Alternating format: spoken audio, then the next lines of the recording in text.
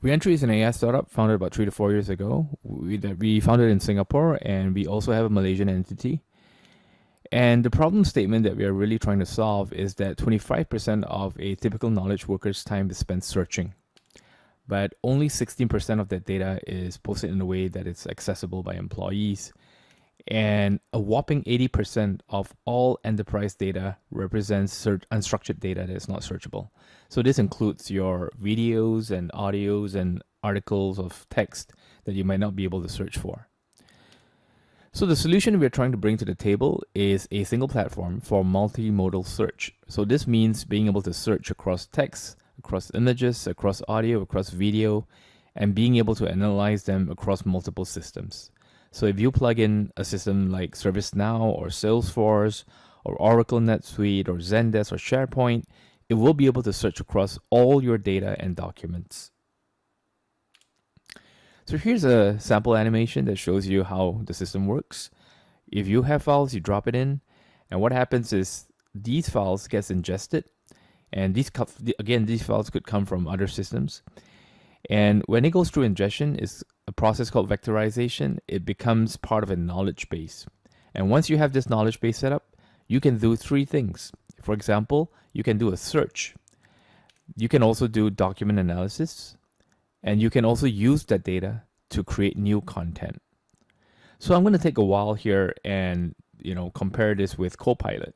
Copilot, for example, works only within the Microsoft 365 ecosystem, which means it cannot search across multiple systems outside the Microsoft ecosystem, and it's also not able to do other things like review, document review, and document analysis. It's only able to do search, right? So there's a bit of difference here with Microsoft Copilot.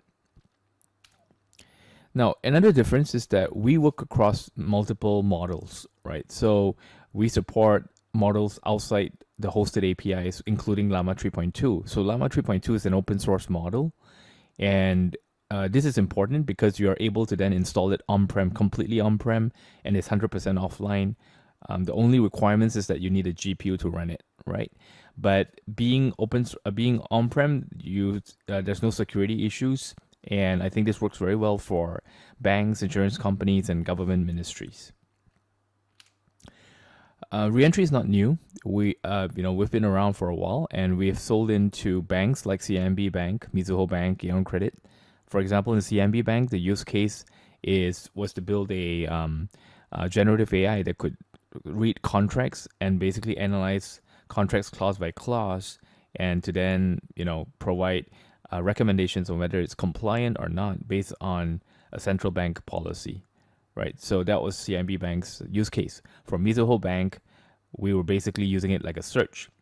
So we have different use cases. In Thailand, it was also banks. In Singapore, we also work with the central bank. We work with Singtel, and so on and so forth. Before I jump into the live demo, I also wanted to share that we are SOC 2 compliant, so that if you're worried about security, this is something that will, quash those worries, as we've secured our stack all the way from the infra level to the tech level, to the software level as well.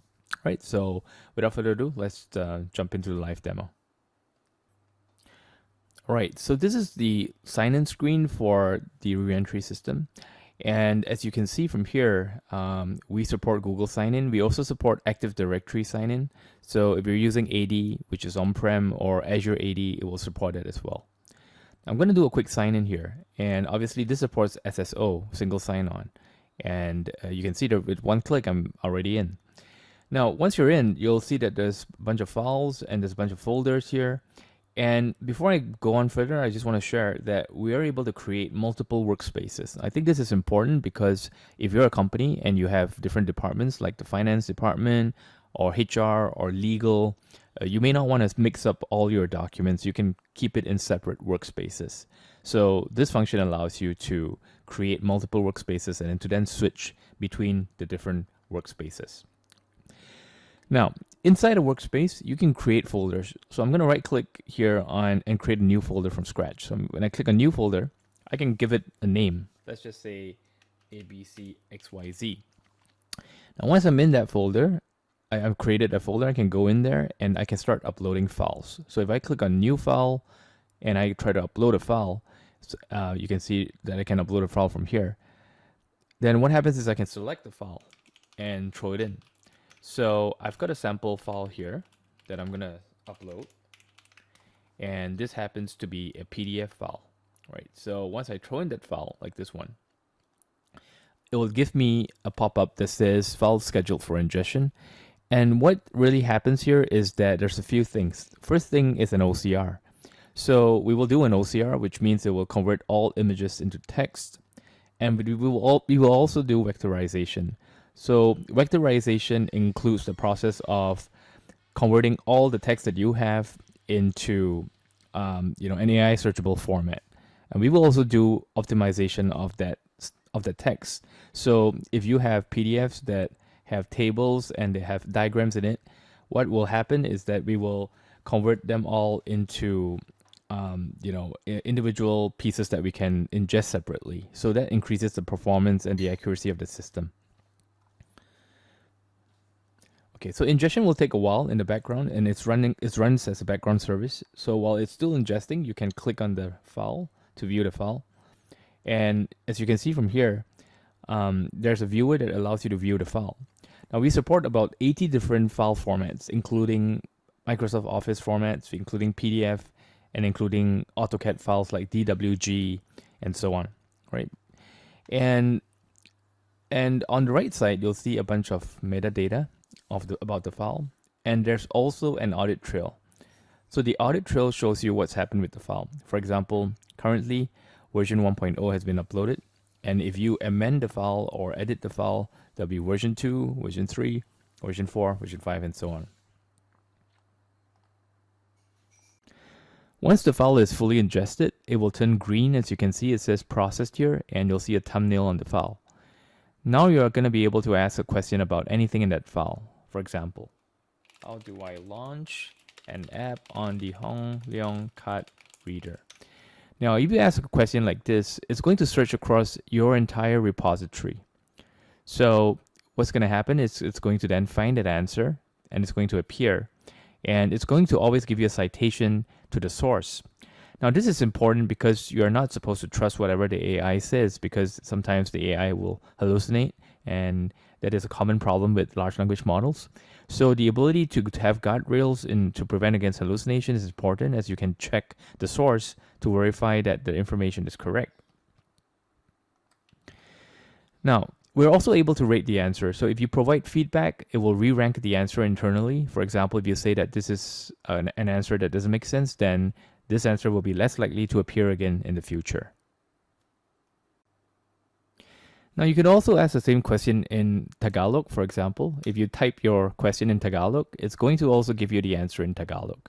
So for instance here, it's going to give you that answer right away. And this is regardless of the fact that there is no Tagalog in the document, but it's still able to translate that answer in Tagalog for you. And this is part of the property of large language models. It is able to do that. Right, on the right side here, there's a settings area where you can even switch between the different models. Like you can be using OpenAI, but you could switch between Llama 3, OpenAI, Mistral, and so on. Right, so we have options for you to switch the model as well. Now that was PDF documents. What about images? You're also able to do the same thing for an image. So for example, here I might have an image of a floor plan in the system. I could ask a question about the total floor space, for example. Please tell me the total floor space area. Show me the calculation and reply in Tagalog, for example. And the AI is able to understand PNG files or AutoCAD files and will be able to give you the answer. And this shows that the AI has an innate understanding of the layout of the picture. It knows what are rooms, it knows what are tables, the chairs, and so on. It's able to give you the answer. Right, there you go. Now you can also do the same thing with diagrams such as network architecture diagrams. And for example, please tell me if there is HA or failover in this diagram. Answer in Tagalog. So in such cases, we use this for use cases in the IT department.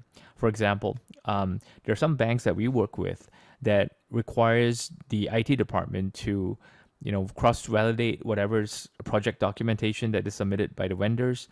They have to comply. For example, it has got to have a backup server, it's got to have HA or failover, and if any of these are missing from the diagrams, it will have to flag it out to the IT department. And using AI that like this, where we can understand vision, we can understand diagrams, allows the entire review of such documentation to be completely automated.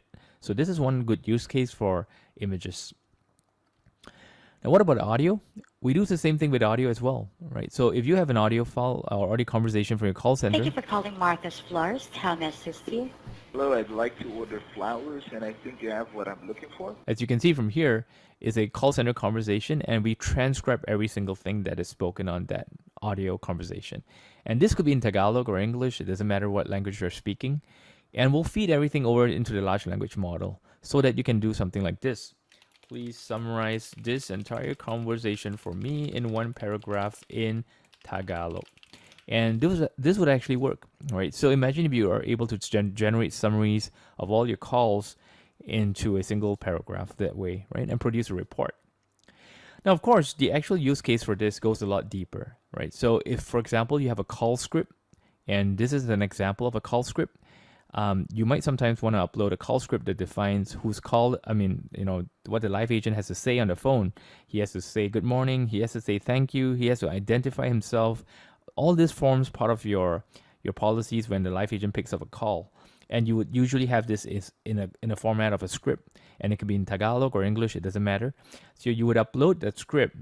And then what happens is you can use that script to analyze that MP3 file earlier. So I'm going to show how this is done. You go to the Ask tab over here, and you upload that call script like this, right? And then you would issue a prompt to say, please analyze this conversation using the uploaded call script. And for each requirement in the call script, provide a compliance score from a scale of 1 to 10. And please also provide an overall score. Reply in Tagalog. And what it's going to do is it's going to open up your script, understand the entire script, and then extract all the requirements of for adherence based on that script, and then apply that on your conversation one by one. As you can see from here, it's giving a very deep dive analysis of your conversation. So it gives you a score, as you can see, for each requirement in that script. So for the angle of greeting, 9 out of 10. For collecting information, 9 out of 10. It also explains why it gives you these scores. And as you can see from here, then there is a final overall score that it gives you, and it will also explain what the live agent can do better. Now, this is not even humanly possible to do, even if you have the audio, because you couldn't probably sit down and listen to every single bit of audio produced in your call center. There'll be too much audio for anyone to take.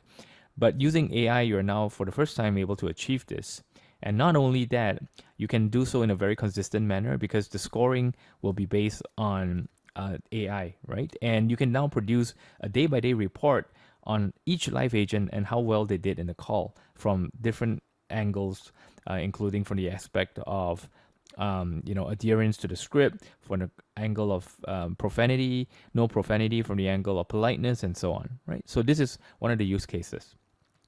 Now, of course, we also do other use cases where we can even use this feature to handle Microsoft Teams meeting recordings, where you could then upload a template and get the AI to generate a meeting of minutes of meeting that is to the exact format that you want from that audio conversation. So as you can see, there are a few use cases over here.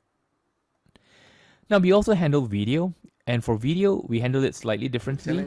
For example, in video, we would extract all the objects in the video. We would extract the spoken text as well. We would also extract all the bit of visual text that also appears in the video. So for example, we have this person's name, Wailung, and again, there's also the faces. So eventually it will feed all these things into the large language model such that you can ask, show me all the videos with Mr. Wailung, or show me all the videos with a guy in a red shirt, and this video will actually appear. Right? So as you can see, I've shown you all these four modalities between audio, video, images, and PDF. And as you can see, there's also a powerful All these things run on a powerful framework where you can set up a proper access rights mechanism to manage your files, such that, for example, if Ed has the rights to search and ask questions about a particular file, but Ezra does not, you can grant the access rights to reflect that. And in such a case, whenever Ezra asks about anything in the file, the AI is going to say there's no answer. But for Ed, he's going to be able to get an answer, right? So you can set access rights on the file level or the folder level.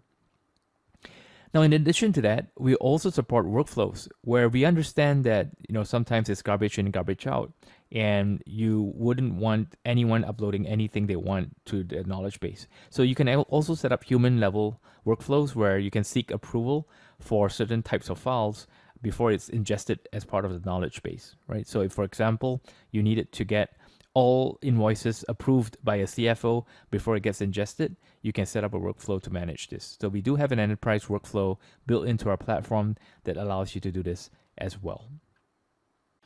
Now, whatever you've seen so far are based on files. Now, you can also do the same with websites. So if you put in a website URL, you're going to be able to scrape everything off a website. So we understand sometimes the knowledge is stored on as an FAQ on a website somewhere. You're able to pull that all down for ingestion. We're also able to integrate with databases, and as I mentioned in the earlier part of the conversation, you can also do so with systems. So if you actually hook up your Salesforce system to this, you can ask about your leads and pipelines. If you hook up ServiceNow, you can ask about your ticketing and your case tickets and so on. All right, so the possibilities are limitless, and the more systems you plug into this framework, this system, the more you can ask across your entire organization.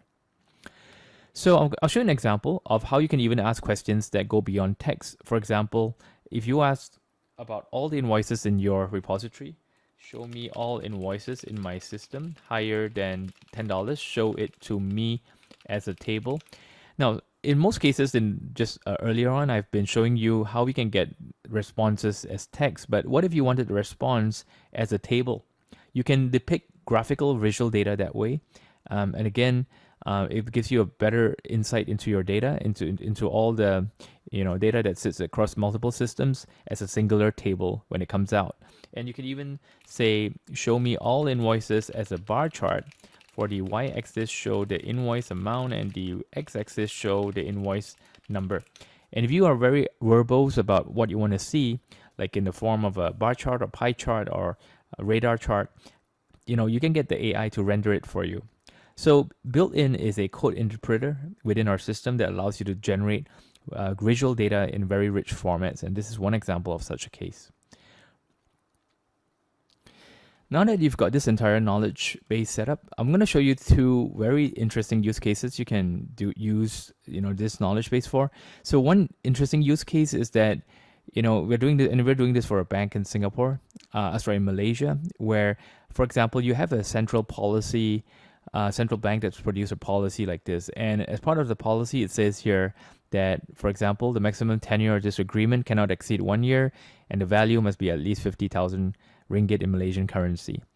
Now, as a lawyer in the bank, and I'm trying to write a contract, I might not know about this policy. So as I'm writing the contract, I might want to do a review using the central bank's guidelines. So I go out to the clauses that I've put in here, and perhaps for these two clauses, I'm not sure if they're compliant. So I might want to do a check. So I right click on these, I may select these clauses, and then I click on Analyze with AI. I'm able to browse and upload that policy document. And then I can issue a command to say, please analyze the clauses and tell me if they are compliant, and please provide a risk score from 1 to 10, reply in Tagalog. So the interesting thing about using this feature is that you can review any type of document that way. Here, what I'm doing is I'm doing it with contracts, and I'm using a central bank's policy to analyze this contract, clause by clause.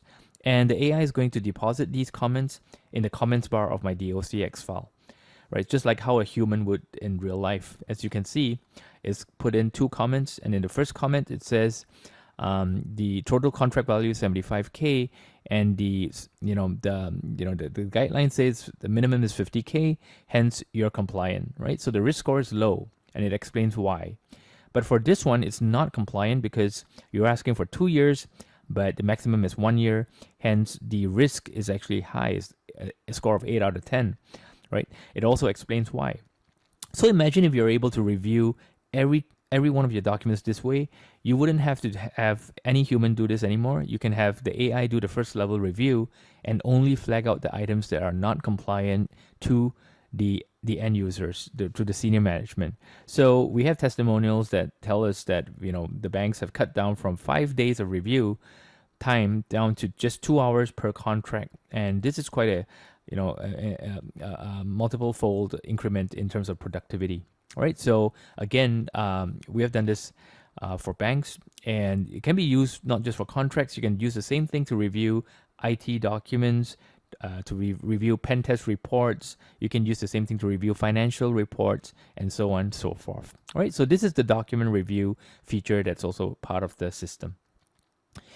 Now, another thing that I wanted to mention is that you can also set up the system to do metadata extraction. And for example, I could define a document type called invoice, and perhaps in the invoice, for all invoices, I might want to extract 5 fields, right? In this case here, I've got 5 fields that I've created. And one of the fields, I'll just jump in right here, like the invoice amount. You can see that is a text field, and I have different types of fields. And there is an instruction to the AI on what to do with that field. For example, I'm telling the AI here that the invoice amount is the total amount on the invoice, and I want the currency as well. So each one of these fields are tagged with an instruction, and you do this one time, and the next time, anytime you throw in an invoice like this one, it's going to basically OCR it, and it's also going to be able to pull out all the fields that I have specified in the metadata list. And as you can see, it all comes out over here.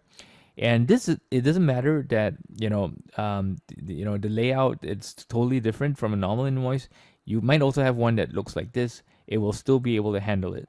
All right, and it can pull out the line items, it can pull out the address, amounts, and so on its own. And the best part is it will facilitate use cases like three-way matching, where you need to compare a PO versus a DO versus an invoice, and compare all the line items, whether you've received them or not, and so on. All right, so these will facilitate that kind of use case. You can also facilitate use cases for data entry, whereby some of the data that you've extracted has to go into SAP. You can easily set up the pipeline to push the data over to SAP. Right, so there's a lot of things you can also do with metadata extraction using large language models. So this is a summary of the platform. As you can see from here, it is a generative AI platform that can handle many different use cases. And what we can do with this system is to create mini apps that will run on the platform. So for example, you can create a mini app that will do document review, a mini app that does call center analysis of live agents. You can have another mini app that does perhaps data entry, or metadata extraction, and so on, right? So there are a lot of mini apps over time that you can build across all your departments and across all the use cases that you might have in your company. What Reentry does is to take away the complexity of accuracy optimization, and you take away the complexity of handling 80 different file formats, and to provide you the UI and UX to do all the ingestion, to do all the document workflows and the workload that you might need to do with your Office documents, right? So that's the value of the Reentry platform, right? So I hope I've given you a good understanding of what the software can do for you. Thank you for your time.